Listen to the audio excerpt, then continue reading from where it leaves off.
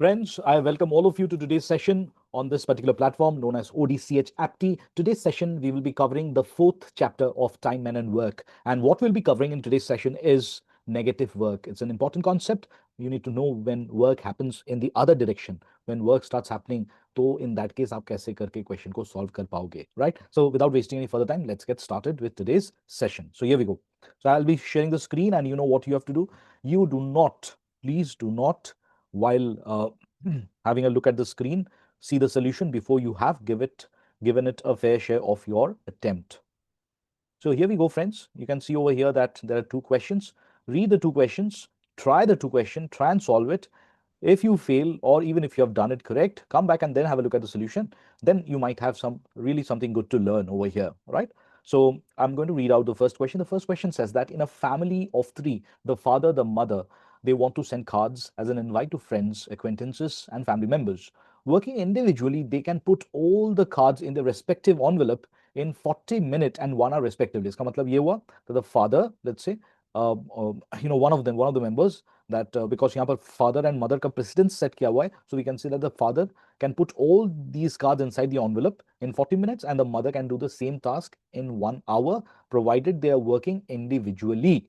लेकिन there is a naughty kid, meanwhile, who starts playing with the cards and takes out the cards from the envelope. तो वो card को बार बार envelope से निकाल दे रहा है. तो वो बच्चा खेल रहा है और वो बार बार कार्ड्स को सिर्फ envelope से खेल रहा है. तो अगर उसको अकेला छोड़ दिया जाए, if left alone, the kid can take out all the cards out of the envelope in 30 minutes time. तो अगर सारे भरे हुए कार्ड्स उसको दे दिया जाए तो वो सबको 30 मिनट में ही सारे कार्ड्स को निकाल देगा envelope से. अब पेरेंट्स डाल रहे हैं, you need to understand that's a positive work. The kid is taking out those cards, it's a negative work, और दोनों simultaneously चल रहा है. The parents decide to team up and work together to get the job done, because otherwise the kid is much faster. आप देख रहे हो कि कार्ड को डालने में, बिकॉज वो मेहनत वाला काम है, वो 40 मिनट ले रहा है, मॉम अगर करी तो उनको 1 घंटा ले रहा है.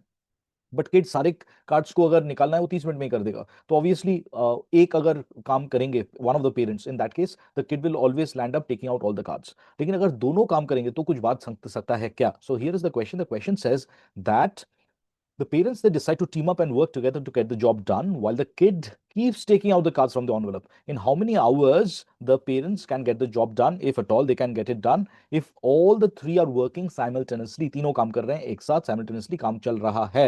So let's figure out. तो आपको तो मेथड पता है. हम लोग अगर आप देखोगे, if you look at the father, अगर आप father को देखोगे, now what does the father do to finish the work? The father is taking 40 minutes and the mother to finish the job is taking 60 minutes. And जो negative work कर रहा है, that is negative work is being done by the kid. And वो negative work वो 30 minute में पूरा काम को कंप्लीट कर रहा है.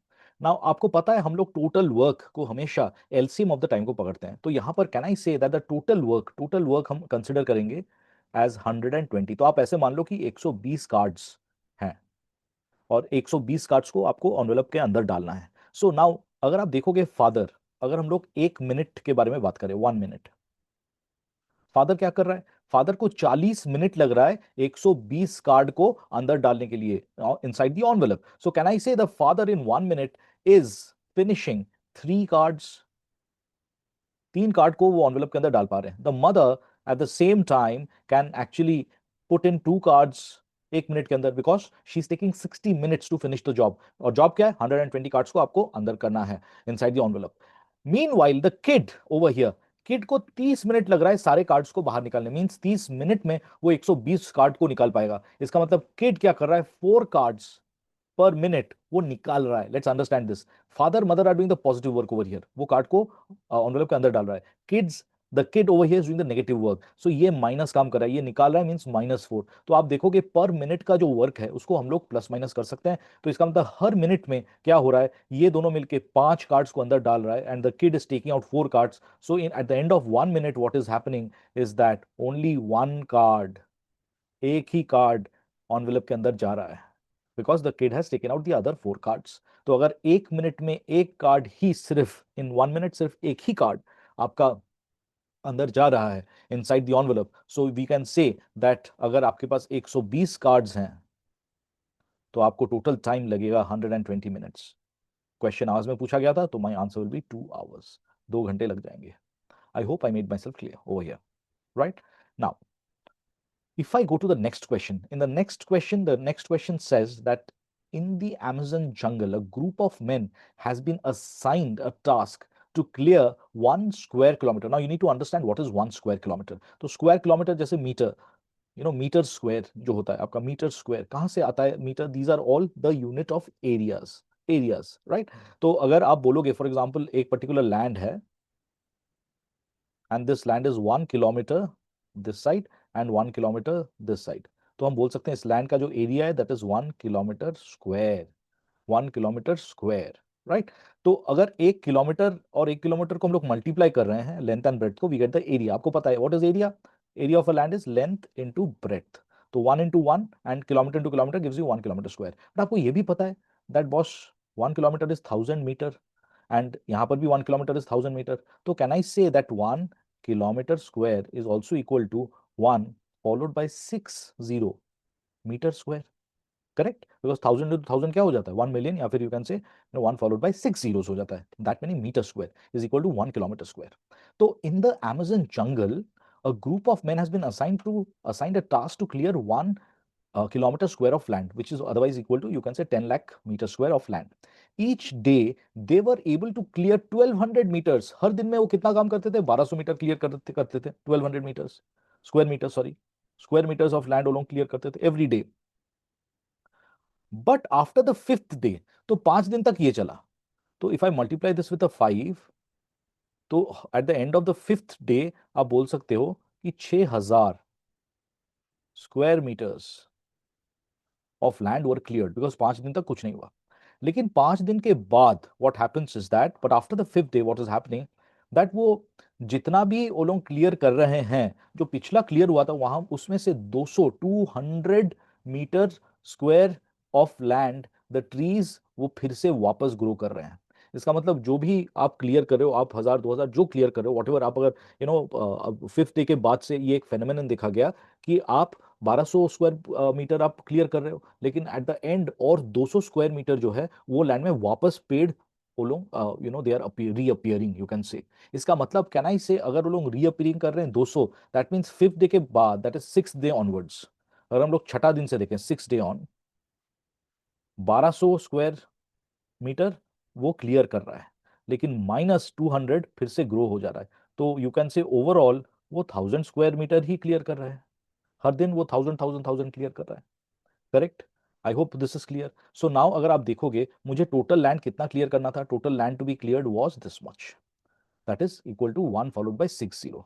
Eight the end of the fifth day मैंने कितना क्लियर किया? इतना, because till the fifth day वो रीग्रोथ शुरू नहीं हुआ था, तो मैं हर दिन 1200 वो मेरा जो वर्क फोर्स है वो लोग 1200 स्क्वायर मीटर ही क्लियर कर रहे थे। तो अगर मान लीजिए फ्रॉम 10 lakhs अगर मैं 6000 सब्ट्रैक्ट कर दूं, फ्रॉम 10 lakhs अगर मैं 6000 सब्ट्रैक्ट कर दूं, then what will I land up with? 9,94,000, correct?